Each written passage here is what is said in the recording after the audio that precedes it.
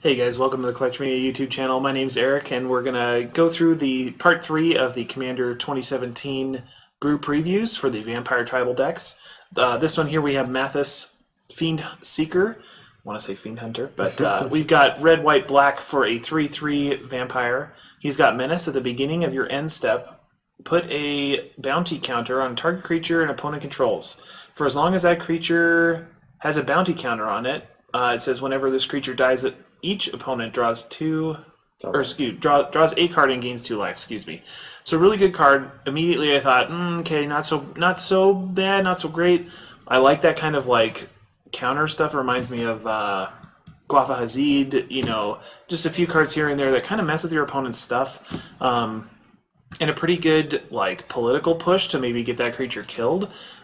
So first thing we kind of looked at, this really to me speaks to a very political Mardu. Like there's the Queen Marchesa's builds that are kind of around now with the Monarch stuff. We'll get into that in a little bit.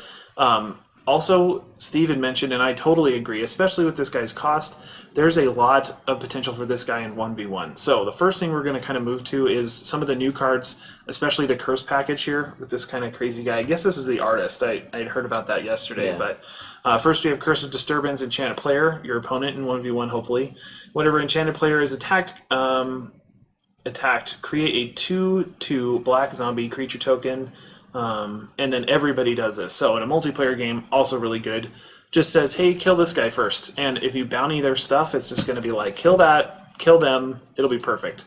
The next thing we'll move on to, I think this one's, Cursive Opulence. Enchant Player, whenever that player is attacked, you create a gold token, essentially, that says sacrifice it, gain 1 mana of any color, and every player does this as well. So again, now, kill this person, kill their creatures, get some mana. Last, Cursive Vitality.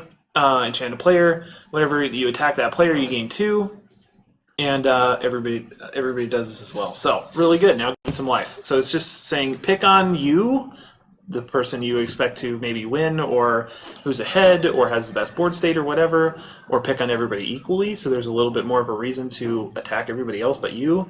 There's one last thing we kind of talked about is a kind of a pillow fort build. Like you're just kind of calling the shots and kind of watching the mayhem. Next we have Cursive Bloodletting here, Enchanted Player. If a source would deal damage to a player, it deals double. Pretty good. You're just kind of marking that player to die, essentially. So next we've got Cursive Exhaustion. Enchanted Player can't cast more than 1 spell. Perfect in 1v1. Perfect for the control player that's trying to mess everybody up. You can just kind of shut them down. We have Cursive, is that what, Misfortunes? Yeah, we read this one, and it is super crazy. Beginning of your upkeep, you may search your library for a curse card that doesn't match one that's in play, right? And just attach it to a person. So once it's in play, it's 5, not too bad, but you're just piling on the curses. And if you think about a 1v1, just imagine having all those effects on you, where you swing with 1 creature and you get a zombie, some life, a gold thing, it's just endless. It's almost like Enduring Ideal, but with curses. Awesome card. Next we've got Cursive Thirst.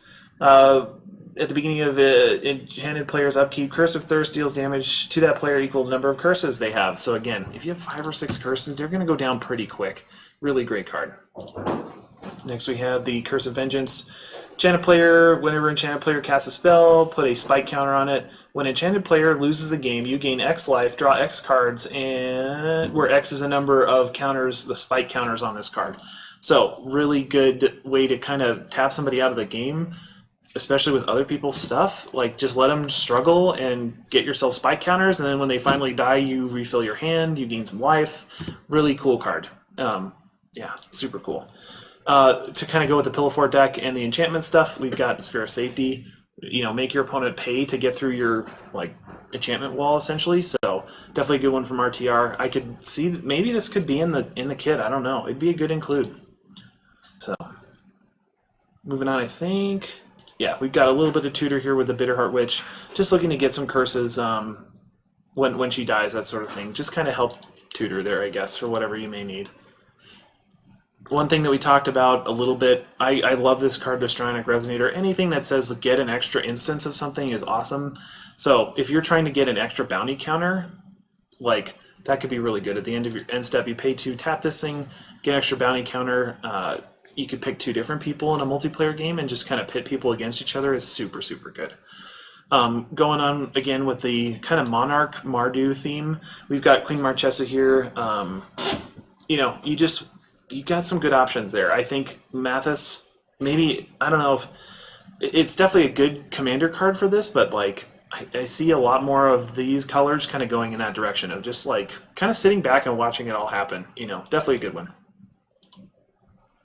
I think our next one may be this one, the Disrupt Decorum. Makes perfect sense. You've got the Goad, all creatures you don't control, which pretty much means they must attack next turn somebody else but you.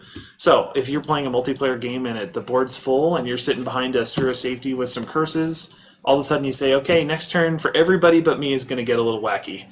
So definitely a cool one from the C17 set. One more new card, we have the Crimson Honor Guard. Trample at the beginning of each player's end step. Crimson Honor Guard deals 4 damage to that player unless they control their commander.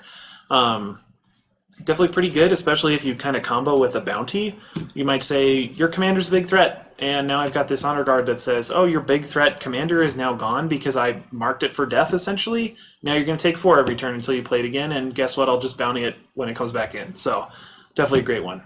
Another new one, we have the Carhu Mind Eater. Menace, when he deals combat damage to a player, that player exiles a card from his or her hand face down. You may look at and play this card with this creature. So, pretty good. Again, just picking on somebody that might have something really good or somebody you need to beat down or overcome. So, definitely an awesome one. And it's got Menace, so who can complain there? So, just a good way to trigger your auras, really.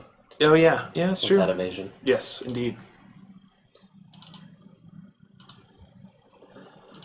The last ones. And another new one here, we've got the Bloodline Necromancer. Whenever it enters the battlefield, you may return target vampire or wizard creature from your graveyard to the battlefield. So this one could be in either deck with the Grixis wizard stuff coming out, but definitely pretty good. And I think that's pretty much it as far as the kind of the new Brew preview stuff. Check out the other 2 for Lycia and Edgar if you're curious about those. We might have some new vampires coming as well, just since we're about 2 weeks out before the set release. So, and of course, check out the gameplay when we have that filmed, and then the other deck text. Steve had just done the cat deck text. We're gonna have dragons and wizards come down the pipe too. So, thanks for joining us, and we'll catch you next time.